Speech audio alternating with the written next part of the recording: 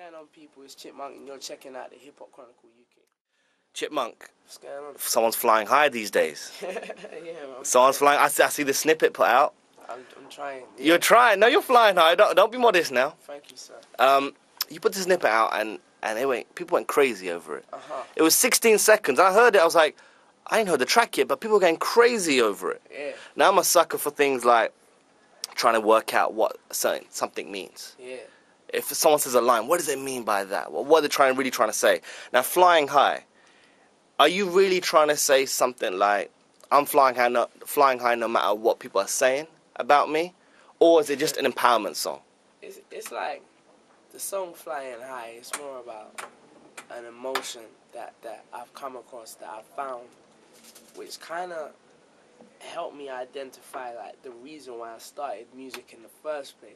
Right. Which I felt like was something that I did lose, you know, the being in touch with the reason that, you know, kind of got me here in the first place, man. So it's like, it's not about, you know, obviously it's going to have the cheeky element, but about 6 or 7 months ago I told myself that I'm starting again. It's like a clean slate, because like, I'm not taking my audience for granted, do you know what I mean? So it's like, kind of like how Chip introduced me to a new audience, and it kind of gave you like the truth of the moments of how I was feeling then. Right. It's like this track is the start of a new beginning, and it's how I'm feeling now. Do you know what I mean? Nice. So obviously, when I wrote my first album, I was about 16, 17, and you know, the music that came out is still representing me today. So now it's like I'm 19, turning 20. And I'm going to have some music that represents me actually being 19, turning 20, and the life experiences I'm coming across in the life I'm living now. So I just can't wait for everyone to hear it. It's interesting you said that, you know, you at the beginning you just said you lost why you felt you did this. Why was it? Is that just the industry, or is it just you just had to take a look at yourself and just go, well, what am I doing here? Like, I got to get back to basics. It was like a combination of things, from, you know, industry, even, you know, friends, family. Yeah. A combination of things that just made me think, you know, what people took to me for in the beginning was like, this kid, he can rhyme, he's confident, he's got flair, he's got swag, you know, he's competitive, but he's friendly. And it's like, I never felt, in many ways I did lose that, but it's like, in the singles that came out after, like Chip and Diamond Rings, there wasn't so much in that direction.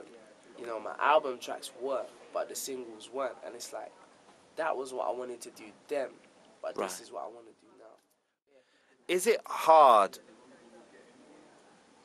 to put up against the quote-unquote hate that people either give to you or you perceive that they're giving to you? Yeah. And just a quick follow-up with that is, do you think things like Twitter are the correct outlet, the healthy outlet, to vent those feelings? No, Twitter is not the correct way to vent them feelings, but I do. So, like, Yeah. I'm not perfect, you know what I mean? It's like, one thing I've learned is that not everyone's gonna like you. Do you know what I mean? Not everyone's gonna like you. It just is what it is. But there is obviously a lot more people that like me than dislike me. So I try and focus on them.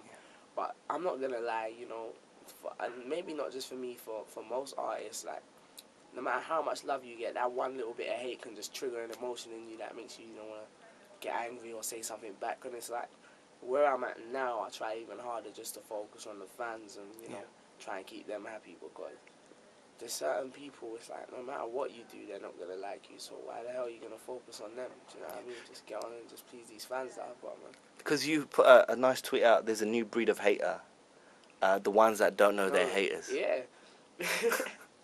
That's how it is, you know, they just, not even just with me, just with music in general, there's some people, they don't like you, they don't know why they dislike you, they don't even know you to dislike you, they don't have an insight. They might dislike certain aspects about you, but how they go about, you know, viewing their opinions, if you're not thick-skinned, it can get pretty disheartening. You Yeah. know what I mean? But I'm very thick-skinned. You know, I grew up in a rough environment. I know how to deal with these sort of things. But it's like, it's cool, man. I just find it funny sometimes. You know, I've got a set of loyal fans. You know, if Twitter gets a bit crazy, I just set them on. So I'm good. Set the dogs on them, right? Now, because the reason why I ask is like, Down, man. you're not the only artist that's vocal on Twitter. There's other artists, both here in the States, that are vocal when they want to vent either their frustrations or their joy. They'll use Twitter. And the whole thing with Westwood and Wiley and all that happened recently. And you chose Twitter to voice it. And I was just like, 140 characters may not be the best way in order to. But the thing is, even with Westwood and Wiley, I don't hate them dudes. Yeah. You know what I mean? To be fair, how it started was. It was just a bit of banner, man. You know what I mean? Westwood saying something, I didn't have a Chipmunk record to play in the club. I don't have a club song. It's the truth. But, do you know what I mean? I haven't tried to make one. And people don't realize when I wrote that record, my album, I Am Chipmunk, I was 16 turning 17. I don't know what alcohol they thought I was going to be talking about. You know, club references, what people do in clubs. You know, I wasn't in the clubs. You know what I mean? I was in school.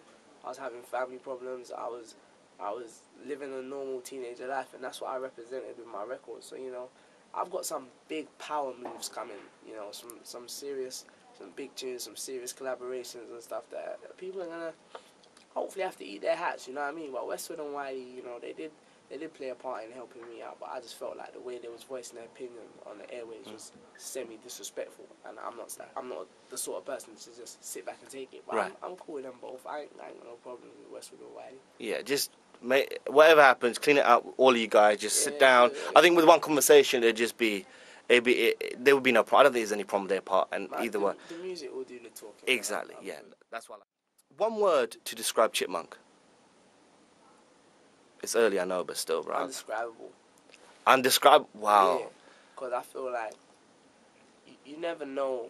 I always say to you know people, you shouldn't pigeonhole an eagle. I never know what road I'm gonna turn. I might turn left and you know it might be a mistake. I might turn right and it might go good. But I'm just about rhyming, man. You know, I don't know what on. If you give me like a tin of baked beans and a spoon, I'll try and rhyme to it. You know what I mean? So that's what I'm about. So everything's just been fun and a learning experience. But with this track and the singles that are to come, they're a good representation of what else is on the album to come. Do you know what I mean? Whereas that's the only difference with this record and the first record. It's like the first record, the singles were in one direction and the album tracks were in another direction. So I wouldn't say it was confusing an audience, but it's like now I feel it's time to merge. You know, whoever liked me for Who Are You, whoever liked me for Oopsie Daisy, whoever liked me for my F64, whoever liked me for Dear Family, whoever liked me for the mixtape with Wretch Free 2, whoever liked me for More Fun, whoever liked me for the freestyle that I did on Westwood Show with Ice Kid.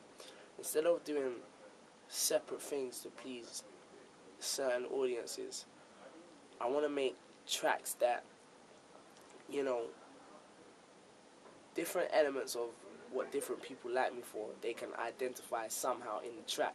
Right. So I'm trying to make the broad perspective single that doesn't neglect any audience of anyone that's into me for any kind of reason. So no one can say, oh, he's gone like this and he's gone like that. It's more like, just enjoy the music. Yeah, and it's more so for other people. It's more so for myself. Do you know what I mean? Okay. It's like I just want to bring that. I found it again. You know what I mean? That competitive nature, that spark, that flair, that swag. So it's time to execute it through my singles as well as my album tracks. So I feel like the game's ready for it now. Let's be fair. In when I first came through, it was not ready then. You know, when we went to radio with tracks like Beast, they said it was too hard.